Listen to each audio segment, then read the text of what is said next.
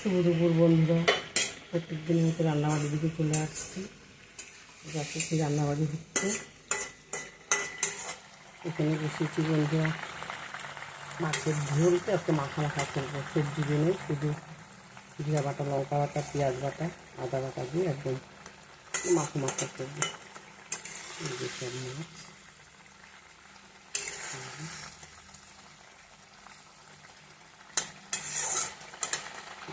হচ্ছে। আর এখানে করলাম বন্ধুরা, আলু সিদ্ধ করে নিচ্ছি, শুকনো লঙ্কা ভেজে নিচ্ছি, পেঁয়াজ রসুন সরষের তেলে ভালো করে লাল লাল করে ভেজে নিচ্ছি।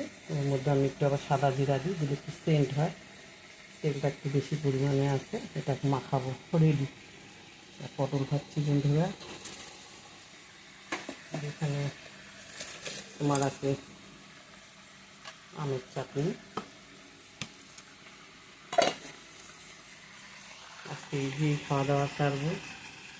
তোমরাও সবাই খাওয়া দাওয়া খাও। আমি এই মাছের ঝোলটা নামাবো, নামিয়ে খাওয়া দাওয়া খাবো। সবাই ভালো থেকো, সুস্থ থেকো বন্ধুরা।